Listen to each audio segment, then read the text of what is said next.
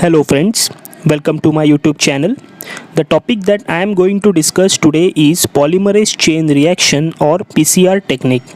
It is one of the most widely used technique for amplification of DNA. In this video, I am going to discuss two things about PCR technique, namely first, introduction, and second, steps involved in PCR technique.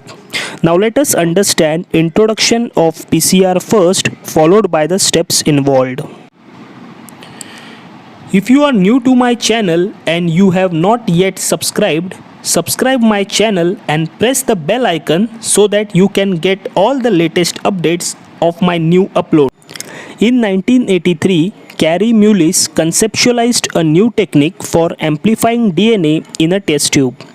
The PCR allows DNA fragments to be amplified a billion-fold within just a few hours. It can be used with extremely small amounts of original DNA, even a single molecule. The requirements for the efficient working of PCR are as follows. First, a DNA preparation containing the desired segment to be amplified. Second, two synthetic nucleotide primers about 20 base pair in length, specific, that is complementary to the 3' ends of the two DNA strands. Third, the 4 DNTPs, that is DATP, DCTP, DGTP and DTTP.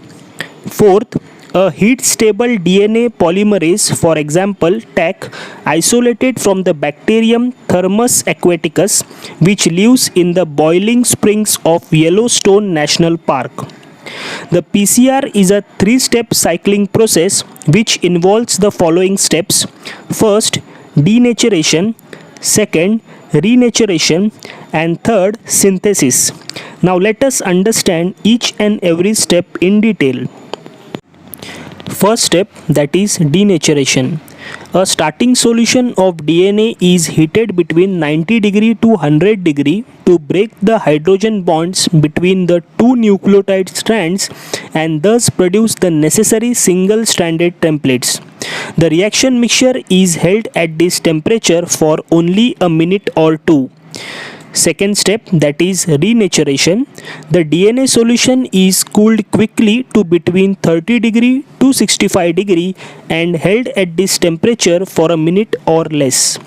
During this short interval, the DNA strands will not have the chance to anneal, but the primers will be able to attach to their complementary sequence on the template strands. Third step, that is synthesis. Now the solution is heated to between 60 degree to 70 degree, the temperature at which DNA polymerase can synthesize new DNA strands by adding nucleotides to the primers. Within a few minutes, two new double-stranded DNA molecules are produced for each original molecule of target DNA. The whole cycle is then repeated. With each cycle, the amounts of DNA doubles, so the target DNA increases geometrically. One molecule of DNA increases to more than 1000 molecules in 10 PCR cycles and to more than 1 billion molecules in 30 cycles.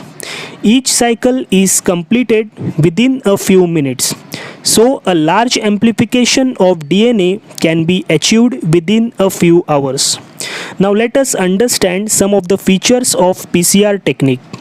The use of TAC polymerase to synthesize new DNA strands enables the researcher to carry PCR even at a very high temperature of about 95 degree, as it is a thermostable.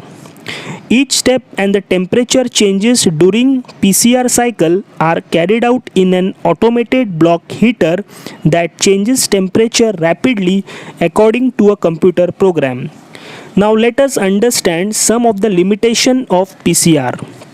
First, use of PCR requires prior knowledge of at least part of the sequence of target DNA for construction of primers. Second, the capacity of PCR to amplify extremely small amounts of DNA makes contamination a significant problem.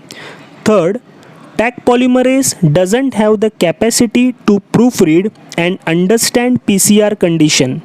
It incorporates an incorrect nucleotide about once every 20,000 base pairs, thus affecting accuracy.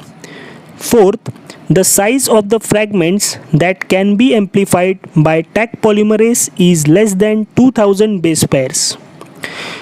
If you are watching my video for the first time, please subscribe my channel and press the bell icon so that you can get all the notification of my new uploads.